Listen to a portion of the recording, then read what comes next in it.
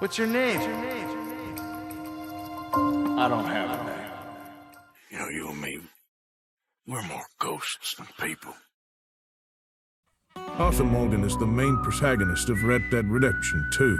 A large, strong, muscular, and mentally capable man, he functions as the Van der Linde gang's main enforcer. Being a man of incredible versatility, his brawling, riding, and shooting skills are all unmatched. Simply put, if you found yourself in the crosshairs of Arthur Morgan, you'd be in serious trouble.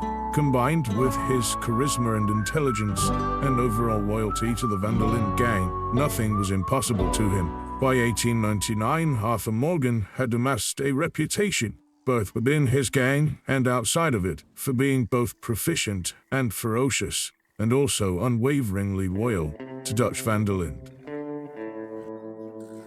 As long as we get paid or you get shot, I'm happy. You are a sick man, Arthur Morgan. Can I turn myself in? A very sick man indeed. You're not a good man, Arthur, but you're not all bad either. Your journey, your path will be just fine. I'm worried my path is coming to an end, Mr. Swanson.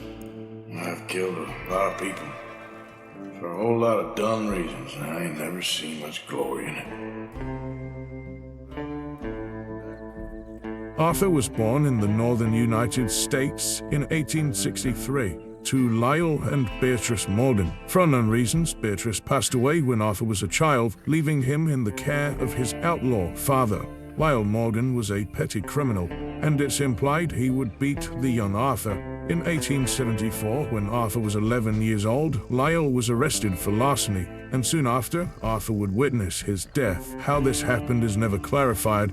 However, Arthur himself states that it couldn't happen soon enough. Despite this, Arthur would keep his father's hat and a photo of his mugshot. After spending some time as a street orphan, Arthur was found around the year 1877 by Dutch Van der Linde and Hosea Matthews. The two would take Arthur into their care, and he would begin to view them as surrogate father figures. They taught him how to read, write, hunt, shoot, fight, all skills that Arthur Morgan would later master, and Dutch would introduce Arthur to his vision for a better, more free future, free of the constraints of governments and society, and to a certain degree Arthur would come to share these anarchistic views. All in all, Arthur Morgan was the first protege of Dutch Van der Linde and Hosea Matthews. Soon after, Arthur had found a pet dog named Copper, whom he grew incredibly close with, occasionally even taking baths with the dog. Arthur had difficulty controlling the animal, however, though this seemed to only deepen his love for Copper. At some point later, Copper would pass away and Arthur would keep a photo of him by his bed.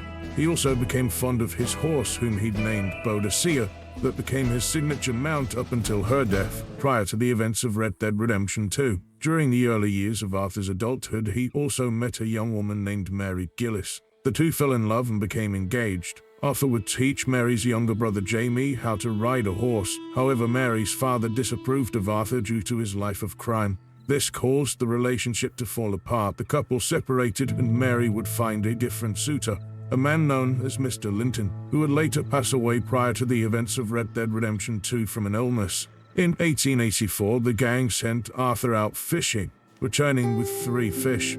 The gang celebrated and had a big feast. Soon after, Arthur and Dutch were walking in the local market, where it was discovered that he had purchased the bass from a fishmonger in the town, which I suppose was a touch embarrassing for Arthur, but there you go. The following year, Dutch brought a 12-year-old orphan named John Marston into the gang, whom he'd saved from being lynched by a group of Illinois homesteaders. Arthur and John developed a brotherly bond, and John would become Dutch and Hosea's next protege.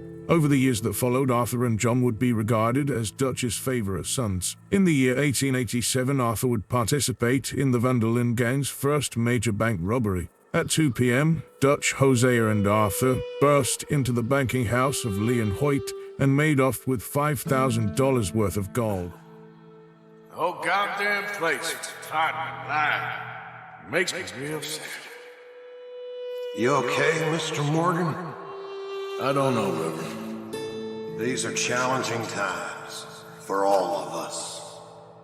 We ain't so good at doing scores anymore, Dutch. There's a price on my head in 2 states, my friend. Like you, I've been running for as long as I can remember. Rumor has it that after the robbery, the trio lingered in the town, visiting hovels, shanties, and orphanages, handing out portions of their take to the poor and needy. This is the event that would lead to Arthur initially becoming a wanted man. Sometime later, Arthur would meet and sleep with a 19-year-old waitress named Eliza. As a result, Eliza became pregnant and would later give birth to a baby boy named Isaac. Eliza knew what kind of life Arthur led, however, she accepted any support that Arthur could offer. Arthur did not want to promise anything he couldn't keep. However, he did say he'd do right by them. Every few months, he'd visit his son and stay with them for a few days at a time, offering whatever money he could spare and gifts. However, all that came to an end when one day Arthur arrived at their home and saw 2 crosses outside, immediately knowing that his family was dead. Later learning that they'd been shot and killed by thieves, all for $10. This traumatized Arthur and hardened him to the ways of the world, making him believe that you can't live a bad life and expect good things to happen to you. He would later remember his son Isaac fondly as a good kid. Arthur never truly found a means to cope with this grief, instead opting to push it to the back of his mind and chalk it down to karma. In 1894, a prostitute named Abigail Robbers was introduced to the Vandal Inn gang, at some point falling in love with John Marston and becoming pregnant with their son Jack. Arthur fell into the role of being Jack's uncle. John, on the other hand, couldn't accept the responsibility of being Jack's father, leading him to leave the gang. Arthur was cut deep by the feeling of his brother's betrayal, and when John returned around a year later, the majority of the gang welcomed him back with open arms. However, Arthur couldn't. This created a rift between the two that steadily began to grow as the years passed on. While everybody else forgave John for leaving the gang, Arthur opted to cling to his grudge for years. However, he wouldn't let it obstruct his obligation to the gang, and as the events of Red Dead Redemption 2 showed us, he still viewed John as his brother, or at the very least, came to forgive him eventually. After 20 years with the Vandal Inn gang, Arthur had amassed the reputation as Dutch's main enforcer, an unbeaten brawler and unmatched gunslinger, loyal to a fault to his surrogate father figure. He cared about his allies, though he didn't care to show it, and portrayed himself as a brainless outlaw, almost as a form of humility, deflecting at times to avoid taking credit for his actions. Deep down, Arthur Morgan, despite his upbringing and despite his situation, was a good man, and all of that would increasingly become closer to the surface over the course of the events of Red Dead Redemption 2, bringing us nicely to the end of the origin story of Arthur Morgan. Perhaps you could help somebody. Helping makes you really happy. Thank you, brother. Thank you, Mr. Morgan. Thank you, Arthur. Thank you, Arthur.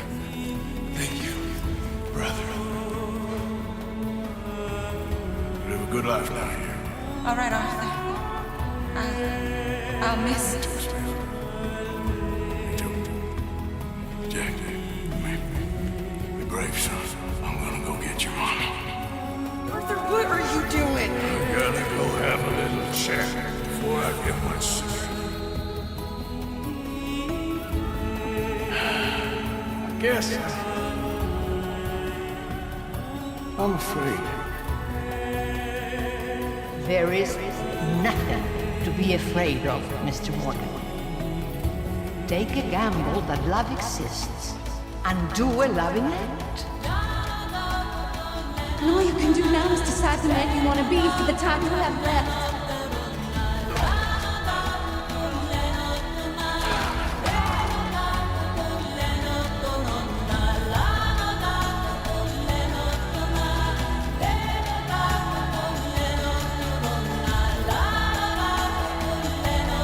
You're my brother. I know. God damn you, bastard!